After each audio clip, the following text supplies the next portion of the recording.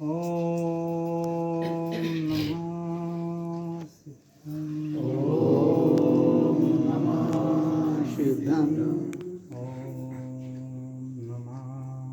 सिद्धं ओम नमः सिद्धं नमस्कृतं महावीरं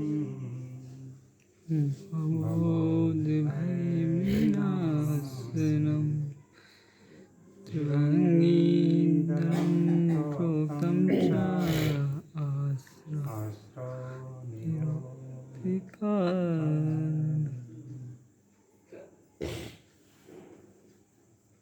बोलिए आचार तारण तरण मंडलाचार महाराज जय हो निशुद्धात्म देव की जय हो अहिंसा परमो धर्म की जय हो वीतराग धर्म की जय हो। आप सभी भव्य हैं। अब मैं आपको भव्य क्यों कह रहा हूँ, पहले तो यही समझिए, क्योंकि भव्य जीव को ही जिनवाणी श्रवण करने को मिलता है और उनके भाव होते हैं, और नहीं तो बहुत से जीव अभी ऐसे होंगे यही आस्था नहीं कर रहे, उसमें मैं भी हो सकता हूँ शामिल कभी, इसमें नहीं बात। लेकिन जो भव्य जीव होगा उसके जिनवाणी सुनने के भाव ज़रूर होंगे और वो जिनवाणी सुन सकेगा, और जो अभव्य होगा वह चाह के भी नहीं सुन सकेगा। अभी हमारी सभी बहनें माताओं ने अच्छी अच्छी बात आपको आत्मा की बताई, हमारे बाल ब्रह्मचारी रजत भैया ने भी बहुत अच्छी बातें बताई, और मैं कोई नई बात तो आपको बताऊंगा, सीधी सी बात है। जो जिनेंद्रों की वाणी है, जो सभी ने बताई है, वही कोई गुरु कोई प्रवचन का बताता है, इसलिए हम इसे प्रवचन कहते हैं। प्रवचन का आशय समझ लो आप, वचन जो जिनेंद्रों की होती है उसको कोई दूसरा कहे वो प्रवचन, प्रा लग जाता है। पहली चीज़ तो यही समझने की होती है। हम कुछ नहीं कह रहे हैं, या हम यहाँ बैठ गए तो बहुत बड़े हो गए और आप वहाँ बैठे, नहीं। जीव आत्माएं सभी सामान्य, पहले यही तो स्वीकार करो ना। क्यों हमारी दृष्टि नहीं बनती वैसे? हम जगत की बात को बहुत जल्दी मान लेते, उसने हमें गाली दी तुरंत मान ली, लग गई, किसी ने कुछ कहा हमने तुरंत मान ली। यहाँ आचार्य तारण तरण स्वामी कह रहा है कि तू स्वयं भगवान है, बोलते हो कि नहीं? क्या बोला उन्होंने? तू स्वयं भगवान है। महावीर स्वामी ने कहा जियो और जीने दो, अहिंसा की बात। लेकिन तारण स्वामी ने कहा कि तू स्वयं भगवान है, तो इस सत्य को स्वीकार करो ना। क्यों नहीं कर पाते? इस सत्य को जिस दिन स्वीकार कर लोगे, मैं भी शामिल हूँ, आप ऐसा नहीं, मैं आपको बोल रहा हूँ, मैं भी उस सत्य को जिस दिन स्वीकार कर लूँगा सच्चे मन से, हृदय से, तो फिर शायद मुझे कुछ कहने की जरूरत नहीं रहेगी, मैं भी मौन हो जाऊँगा। और एक बात और ध्यान रखो जीवन में, जितनी बात हम दूसरे के लिए कह रहे हैं उतनी बात हम खुद अगर ग्रहण कर लें तो हमारा कल्याण हो जाए। दूसरों को समझाने में निमित्त हो सकता है कोई, लेकिन कोई करता करता होता नहीं है। क्या होता है बता दो? निमित्त हो सकता है कोई, तो निमित्त तो ऐसे ऐसे मिले कि जितने जीव यहाँ बैठे हैं सब शायद वो तीर्थंकर के शरण में भी गए होंगे, लेकिन वहाँ भी उनके भाव नहीं बने तो वापस आ गए हैं, क्योंकि सम्यक दर्शन प्राप्त नहीं किया।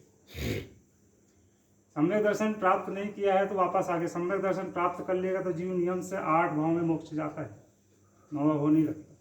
और सम्यक दर्शन प्राप्त किया होता तो आज यहाँ नहीं बैठे होते इस पंचम काल में। लेकिन फिर भी पंचम काल में भी बैठे हैं तो हुंडा और सर्पनी काल है ये पंचम काल का। यहाँ विशेष विशेष घटनाएं होगी, इतनी धर्म की चर्चा हो रही है, ये कोई कम बड़ी बात नहीं पंचम काल में, क्योंकि छठवें काल में तो सब समाप्त ही हो जाना है। तो जब अपन को इतना अनुकूल सहयोग मिला है, सभी लोग जैसा कह रहे हैं कि जिनवाणी मिली, जैन दर्शन मिला, शुद्ध तारण पंथ मिला। तारण पंथ के विषय में अभी रजत भैया ने भी अच्छी बातें बताई कि तारण पंथ क्या पंथ आमनाय नहीं, मतलब जो जिनेंद्रों का मार्ग, जो शुद्ध मोक्ष मार्ग है वो। तो जब सब अनुकूल सहयोग मिले हैं, बुद्धि है, सब कुछ है, और मनुष्य गति मिली, अपन पढ़ते ही हैं छह ढाला में कहाँ कहाँ से जीव निकल के कैसे आया, कितनी मुश्किल से आया है। और इस मनुष्य गति में अगर अपन ने अपना कल्याण नहीं किए, दूसरे की बात ही नहीं है यहाँ, अपन ने अपना कल्याण नहीं किए तो हम फिर कहीं ना कहीं ऐसी जगह में चले जाएंगे जहाँ से फिर निकलना बहुत मुश्किल है। फिर कब मनुष्य भाव मिलेगा, कब जिनवाणी मिलेगी, कब जैन दर्शन मिलेगा, कब शुद्ध मार्ग मिलेगा, इस चीज़ का विचार करो। कि हाँ ये सही बात है, आज तक मैंने सब काम किए हैं संसार के,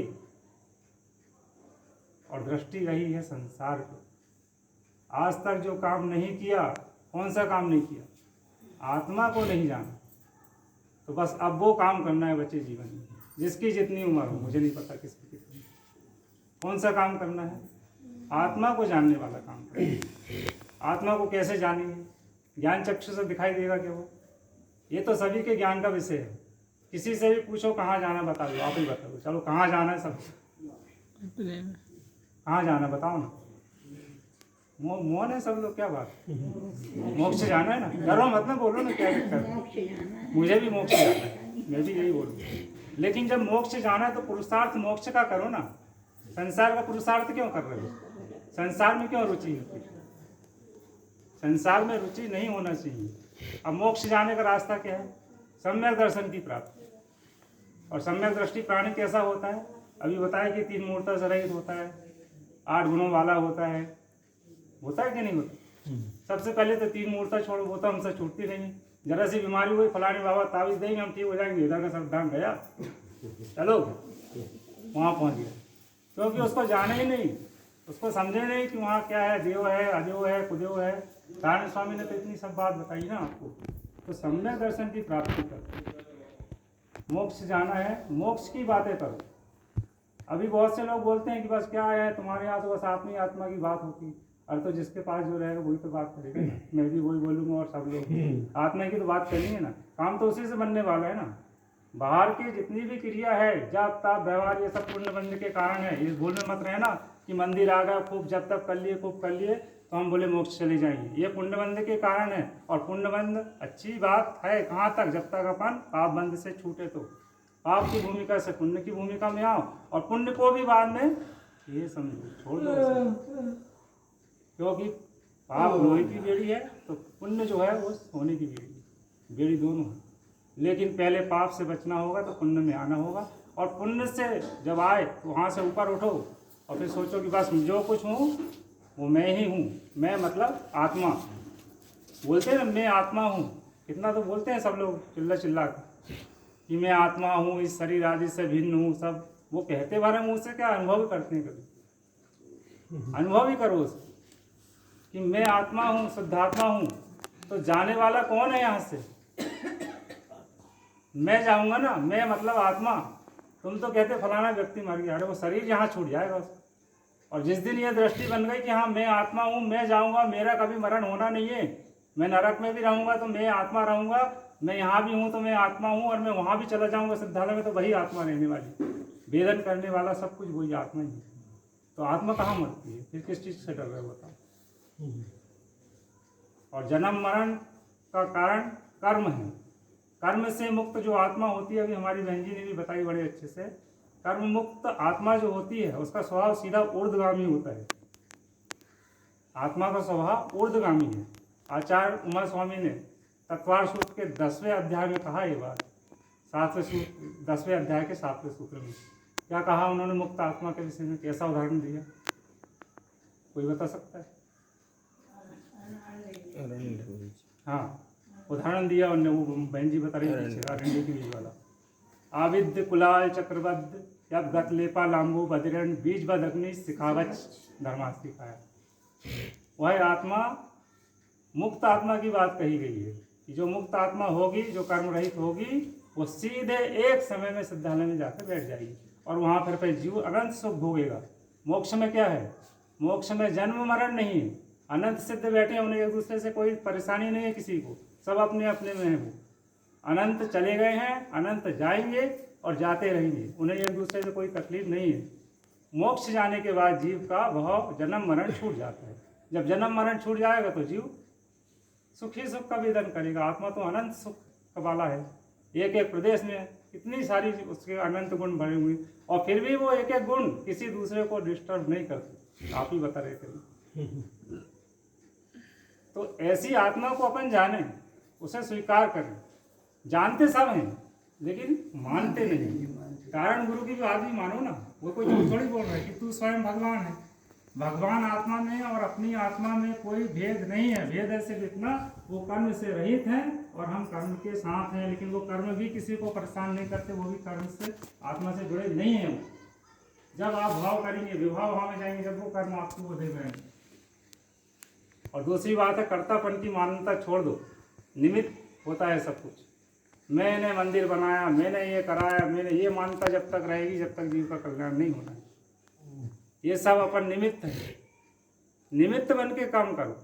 कुछ लोग बोलते हैं कर्तापन छोड़ दो, क्या हम सब छोड़ देंगे? नहीं भैया, कुछ मत करना। तुम जो जो कर रहे हो वो तो सब करना ही पड़ेगा। घर गृहस्थी परिवार वाले सभी लोग हैं, पर उसके कर्ता बन के मत करो काम। मैं इसका निमित्त हूँ। सब परिणमन स्वतंत्र है, कण कण स्वतंत्र है। एक द्रव्य दूसरे द्रव्य का कुछ करता नहीं निश्चय रह से, तो तुम क्या कर सकते हो? और किसी को समझाने की बात नहीं, मैं अपने आप को समझा रहा हूँ।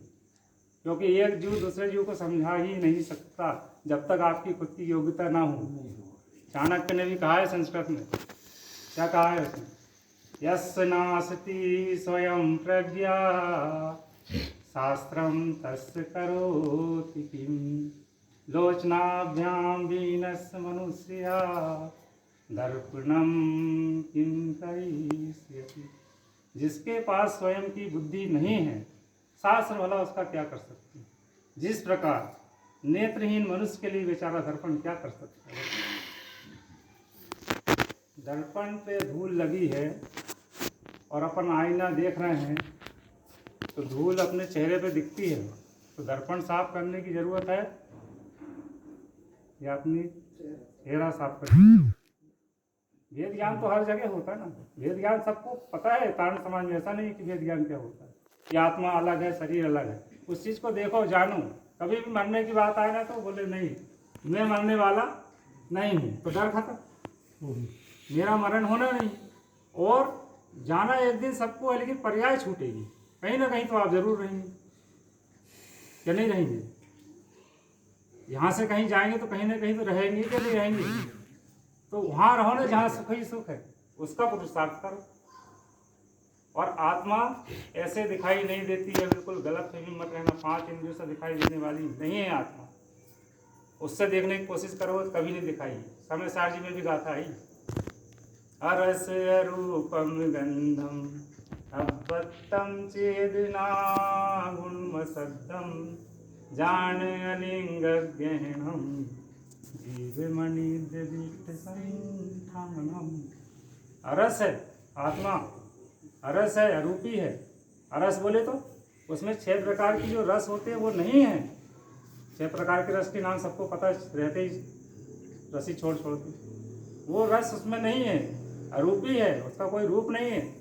और अरस अरूपी अगंधम, उसमें जो 2 प्रकार की गंध है, सुगंध और दुर्गंध, वो है नहीं है। और वो चेतना लक्षण गुण वाला है। और 3 प्रकार की जो लिंग हम देखते हैं व्यवहार में, स्त्रीलिंग, पुरुषलिंग और नपुंसकलिंग, वो भेद वाला भी नहीं है। और 6 प्रकार के जो आकार बताए गए हैं, उन आकारों से वो भिन्न है, इसलिए उसको निराकार कहा गया। बाकी आत्मा निराकार है, लेकिन जो 6 प्रकार के सम चतुरंग रसरंग आचार वो होते हैं अपने आकार 6 प्रकार के, उस आकार से वो भिन्न है। तो ऐसी आत्मा का अपन जानो, तारण स्वामी की बात मानो कि हाँ मैं स्वयं भगवान हूँ। वो तू स्वयं कह रहे हैं, लेकिन वो अपने लिए कह रहे हैं। तो जब अपनी बात आए तो मैं स्वयं भगवान के समान हूँ। कब हूँ? जब मैं पर्याय से बाहर इसको देखूँ। पर्याय की दृष्टि से देखेंगे तो सब पर्याय की प्रत्यक्ष शक्ति में सब नजर आएंगे, कुत्ते बिल्ली इंसान सब। लेकिन जहाँ जीव दृष्टि होगी, जहाँ आत्मा की दृष्टि होगी, वहाँ सब जीव समान नजर आएंगे आपको। और जब सब जीव समान नजर आएंगे तो किसी से राग द्वेष और भेदभाव होगा नहीं। चर्चा बहुत है, जितनी करेंगे उतनी कम है। जो भी गलती हो क्षमा करना, मैं बहुत छोटा हूँ आप लोगों के सामने, और मैं अपने आप को समझाता हूँ बस। बोलो गुरु महाराज की जय।